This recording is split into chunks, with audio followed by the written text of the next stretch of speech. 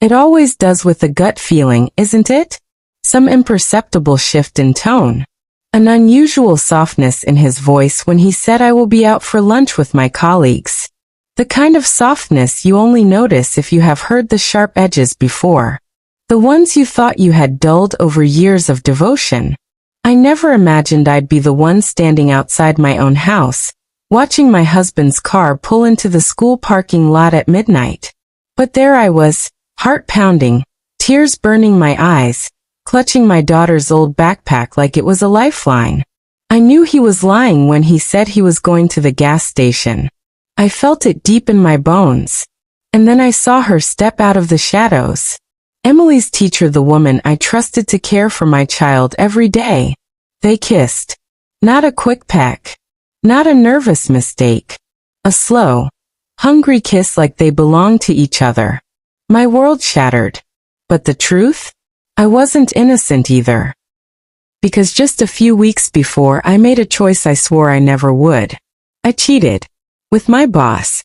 I thought my secret was mine alone, something I could bury and forget. I was wrong. This story isn't about just one betrayal. It's about how my marriage, my family, and my life broke apart from two secrets that should never have been. And it all started with me. Hello everyone, before we proceed with today's intense story, I need your help. We've noticed that the channel is losing traction and subscribing is one of the best ways you can help us. It's quick, free, and allows us to continue bringing you great content. Your support means everything to us. Let's keep this channel growing together. Thank you very much.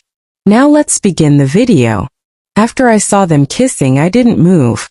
I just stood there, frozen like a statue in the cold night air. Every heartbeat was deafening in my ears. I wanted to scream, to run, to disappear.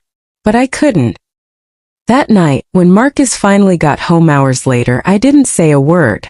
I just stared at him, my mind spinning. Where were you? I asked quietly. He looked at me like I was crazy. Gas station. Why? I wanted to shout, don't lie to me. But the words got stuck. Instead, I told myself to stay calm, to keep our daughter safe, to keep pretending. But inside, I was breaking. You see, Marcus wasn't the only one hiding something. A few weeks before that night, I made a terrible mistake. I was lonely. I was scared. I felt invisible. Jason, my boss, he noticed me. He listened. He made me feel seen. One late night, when the office was empty and the city was quiet, we crossed a line. We kissed. Then it happened. I told myself it was a one-time mistake. A weakness. A moment I would regret forever. But guilt doesn't work like that. It doesn't disappear. It lives inside you, eating you up. Every time I looked at Marcus, I felt like a liar. Every time I saw Emily, I wished I could turn back time. I thought my secret was mine alone. But that night, when I saw Marcus and Miss Lila together, I realized we were both hiding sins. And the lies between us were deeper than I ever imagined. The morning after I saw Marcus with Miss Lila, I made pancakes for breakfast. Not because I was hungry, but because I didn't know what else to do. Emily sat at the kitchen counter, swinging her legs, singing to herself. She had no idea her parents were both living double lives. Marcus walked in, kissed her forehead, and smiled like nothing happened. He didn't even look at me. I wanted to scream. I wanted to throw the plate at his face. But instead, I poured maple syrup on a pancake and forced a smile. I was living with a stranger. But what made it worse? So was he. Because I wasn't just a heartbroken wife, I was a guilty one. Later that day, I sat in my car outside the office, staring at the building where I had destroyed my own peace. Jason had texted me 3 times that week. Can we talk? I missed you. You okay? I ignored them all. But the truth? Part of me wanted to answer. Not because I loved him, but because I wanted someone to blame for what I'd become. But blaming him didn't erase what I did. I crossed a line I can't uncross. And now, I was married to a man who had crossed his own probably more than once. I started watching Marcus closely. his fake smiles, his secret phone calls in the bathroom, his sudden interest in Emily's school activities only when she was around. Miss Lila, the woman I trusted, the woman who held my daughter's hand, the woman who knew Marcus's schedule better than I did. I started wondering how long had this been going on? Since the parent-teacher conference? Since before I cheated? Had he started first? Would that make me feel less guilty? I didn't know. I was drowning in questions, guilt, and rage. But what I did know was this. I couldn't stay silent forever. Something had to give. And the worst part? Emily had started asking questions. Why don't you and Daddy hug anymore? Why did Miss Lila give Daddy that special candy but not me? Are you mad at each other? Each question was a dagger to the heart. We thought we were hiding everything from her. But children see more than we think. And one night she saw something no child should ever see. And that's when everything exploded. It happened on a Thursday night.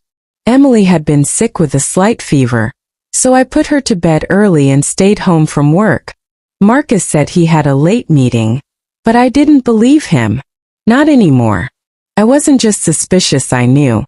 The way he dressed, the way he smelled, the way he smiled at his phone when he thought I wasn't looking. I opened his laptop after he left, and there it was. An email thread between him and Lila.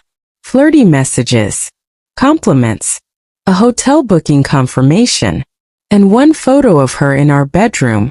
I dropped the laptop. I couldn't cry anymore. My tears had dried up weeks ago. What I felt now wasn't sadness. It was something colder, something dangerous. But it didn't stop there. Jason, my boss, texted me again that same night. I heard what's going on. He doesn't deserve you.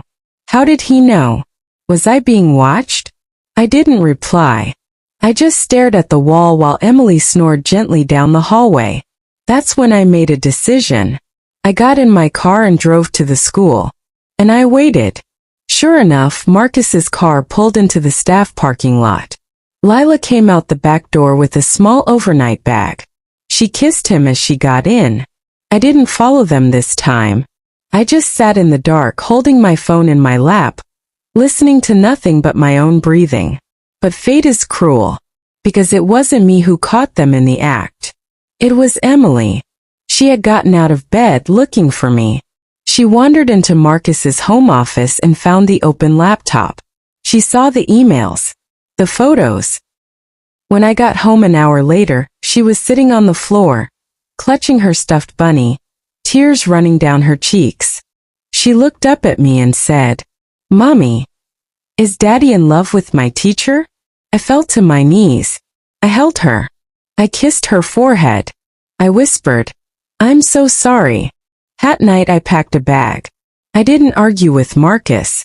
I didn't scream or cry. I just left. For Emily. Because two wrongs don't make a right. And even though we both betrayed each other, only one of us destroyed our daughter's innocence. I'm living in a small apartment now. Just me and Emily. Marcus sees her on weekends, but the warmth between us is long gone. I've quit my job. Jason's gone. That part of me, the version that gave in to weakness, is gone too. And I'm rebuilding. Slowly. Not for me. For her. Because when two people forget to love each other, the child remembers everything. What would you have done in my shoes? Was one betrayal worse than the other? Can a marriage survive two secrets? Drop your thoughts in the comments. Let's talk about truth, forgiveness, and the cost of silence. Your voice matters here. Thanks for watching.